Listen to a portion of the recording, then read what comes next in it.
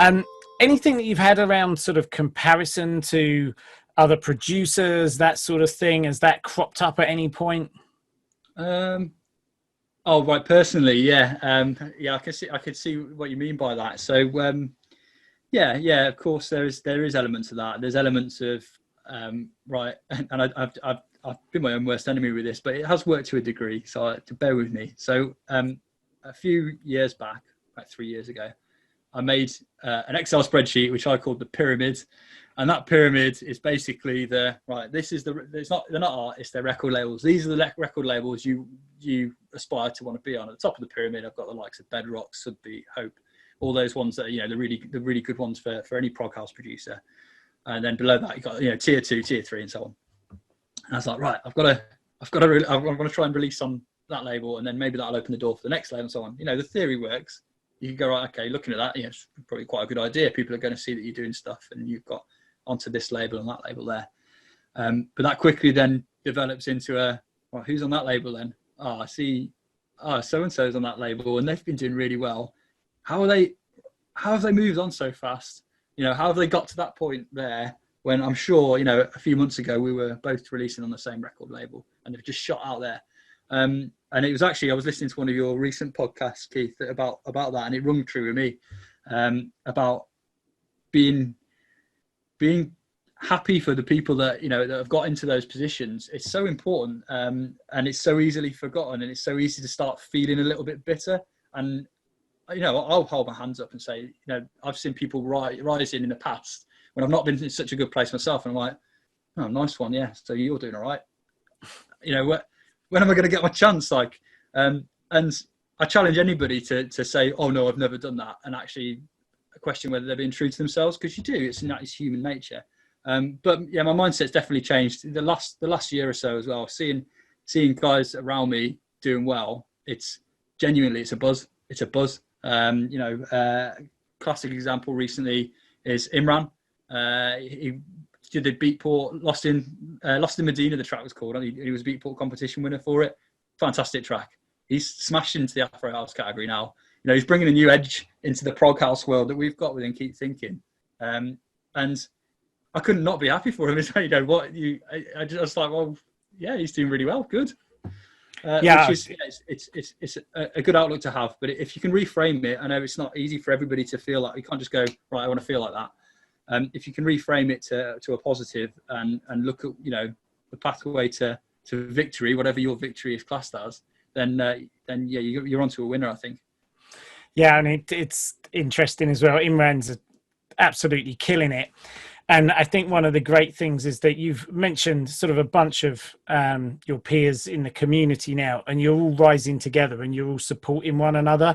And that is the mindset. And I remember mentioning it actually in the podcast when I was talking about this idea of resentment and things. And I specifically talked about the community because it's one of the things I'm most proud of you guys for, is that you're always supporting one another. You're always putting your hand down the ladder and helping up the people behind you.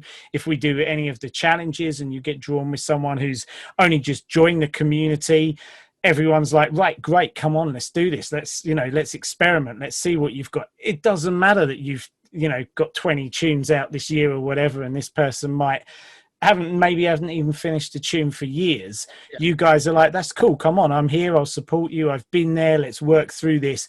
And as a result, everybody's level keeps going up and up and up and up in a beautifully supportive environment. It's absolutely awesome. So just really as a recap, and then I want to kind of get a question for an answer from you around like a top tip that you can give people. But just as a recap, really, it's been quite a long journey for you that you've been writing music, but it's accelerated when you really put your flag in the ground with the 4 candles thing and said, this is it, I'm going to make this happen. Yeah. And that was when on the bash, Keith, as well. It was also joining FMM, and I'm not, getting stuck into that has helped me tenfold. It really has. It was the mindset. Obviously, I needed to approach a group of people, like-minded people in the first place, and I found the FMM community. But yeah, it's definitely that's lifted me on the journey as well.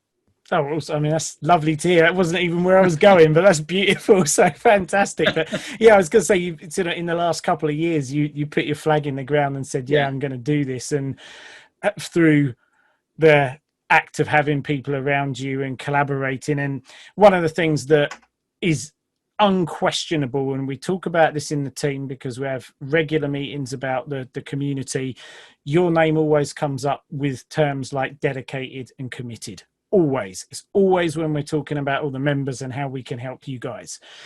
Dedication, commitment, that drawing the line in the sand and saying enough's enough, now I'm going to make it happen, have been huge. Then you obviously have the people around you, and you're talking about the awareness and the mindset game and the big part that that's played. So thank you for sharing your journey. Before we get into the what's coming next, if there was a top tip, if there was a one thing that you were going to say to somebody at the moment who maybe is hitting the kind of challenges that you've hit, they're not getting the results that they're looking for, but they have the same level of passion and desire and love for music that you have, but it's just not happening.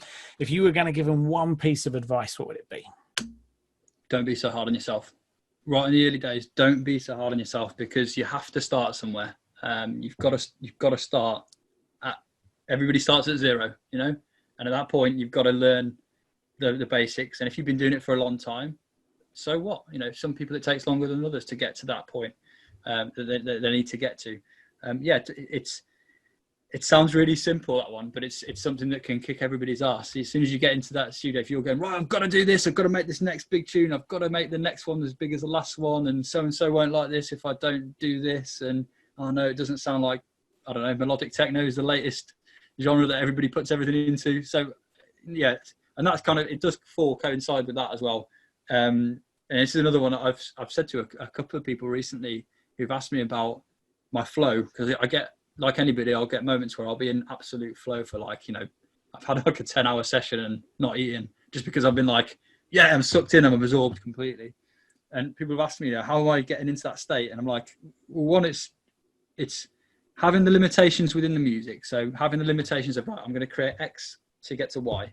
You've got to have that, you know, because otherwise the bounds of creativity won't really come together. It's having that, but it's also not having too much bounds on your genre, on what you're trying to create. So then that works for me. It might not work for other people, but for me, that's great. So I'll lay down a groove, and I'm like, right, I'm going to lay down a groove. I'm going to do a theme, and I'm going to develop that theme. Then I'm going to put the track together, and I'm going to try and get to arrangement by X o'clock. And that's fine.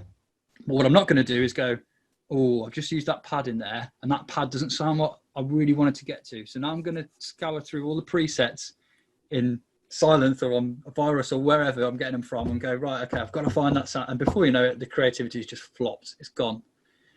So I just let it happen. And, you know, just see what the results are. You'd be surprised by the results you get out of that. And yeah, over time, you're going to create the sound library that you want, and you're going to want to create a certain sound style that suits who you are as an artist, and who you know, the sound that you're trying to put out there. But again, just let that happen over time. Build up your sound library over time. Don't force yourself into, right, I'm going to create X, Y, and Z sound, and this is going to sound good, and then I'm always going to use that source synth there. It's almost what I want to say is just relax, let it happen, try and enjoy the process. Totally. That is a solid advice for sure. Okay, so what's up next? What's coming? What's on the journey? Because it's all exploding at the moment, and you must have some battle plans that are in your mind now as to what you're going to do with all this momentum. Yeah, so I've got, I think I must be pushing on 12 original tracks that have been just kind of tucked away. So I got sucked into that do a remix world, similar to Paul Locke.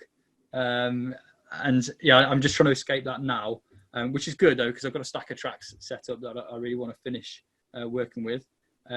Really excited to have recently started working with a Brazilian producer called Femarks. I've worked with him a while in the past.